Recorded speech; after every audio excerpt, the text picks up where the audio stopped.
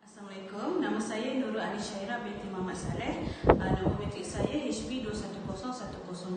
Bagi kelas falsafah pendidikan kali ini, kami ditugaskan untuk menubual 3 orang responden mengenai tema falsafah, iaitu falsafah keluarga Malaysia. Nama saya Rabiatul Adawiyah binti Nurhayat. Saya berumur 25 tahun.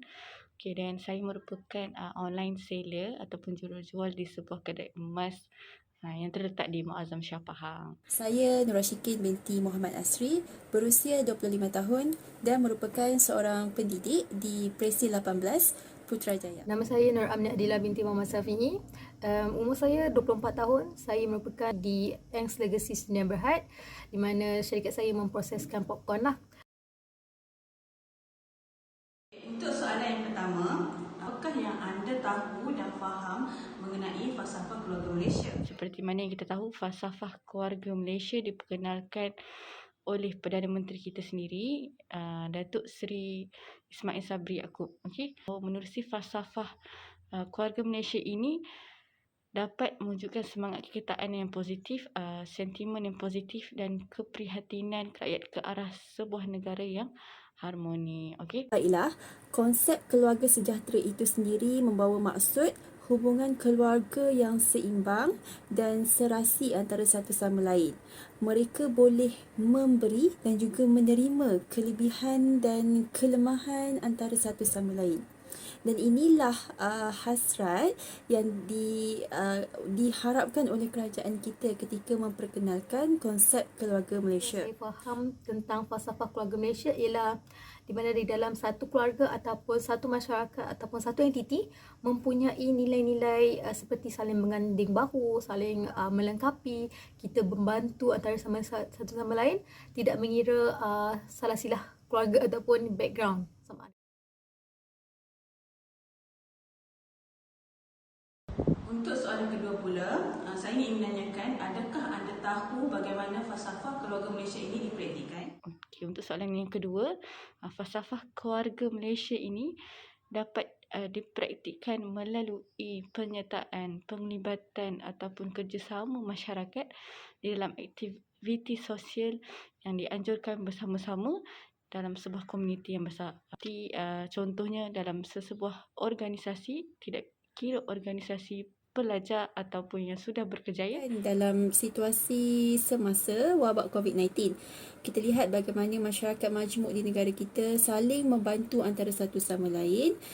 Ketika ada dalam kalangan kita yang kehilangan pekerjaan, yang kehilangan ahli keluarganya, ramai masyarakat kita yang sudi menghulurkan bantuan turun padam, meringankan beban mereka yang terlibat, baik dari segi sokongan moral, dari segi kewangan, duit dan ubat-ubatan dan sebagainya.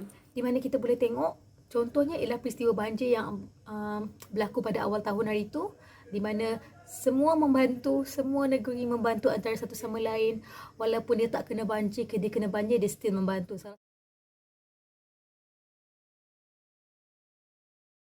Okey, untuk soalan terakhir, saya ingin bertanya, pada pendapat anda, adakah anda rasa bahawa falsafah keluarga Malaysia ini sesuai diwujudkan di negara Saya, falsafah keluarga Malaysia sesuai dilaksanakan kerana rakyat Malaysia yang berbilang kaum, kita terkenal dengan pelbagai etnik yang hidup dalam satu negara yang harmoni. Okey. Sebab rakyat Malaysia masih lagi bergaul secara aman dan harmoni. Mereka masih lagi menghormati antara satu sama lain. Oleh itu, saya rasa kita masih lagi dapat melihat bagaimana kita mampu untuk bertukar-tukar pendapat dan berkongsi pandangan untuk memberikan perkhidmatan yang baik untuk menjadikan negara lebih maju pada masa akan datang. Pada pendapat saya, kita perlu melihat konsep ini dari sudut pandang yang positif. Dan saya merasakan konsep ini tidak lain tidak bukan adalah bertujuan untuk menggarap sifat kekitaan, kebersamaan dan perpaduan dalam kalangan rakyat di negara ini. Dan konsep ini dilihat amat bersesuaian dengan kelompok masyarakat kita yang majmuk berbilang bangsa, agama dan budayanya. Dan Sangat-sangat sesuai. Dan saya boleh nampak apa yang saya nampak dan apa yang saya ada ialah nilai-nilai falsafah keluarga ni telah disebati dengan kita punya jiwa. Sangat-sangat perfect lah, sangat-sangat sesuai, sangat-sangat kita sentiasa amalkan even though tak ada, even though sebelum kita kenalkan falsafah keluarga Malaysia ni, dia dah sebati dengan diri kita untuk saling membantu, saling melengkapi dengan semua orang.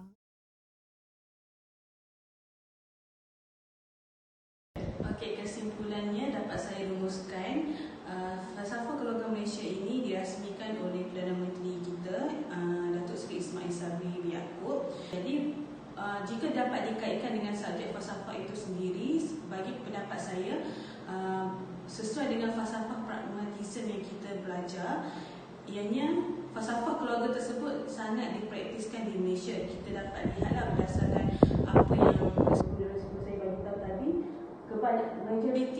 majoriti situasi ataupun suasana yang memerlukan bantuan rakyat Malaysia, kita dapat pupuk antara masyarakat berbilang kaum itu sendiri. Jadi semua orang bersatu hati bekerja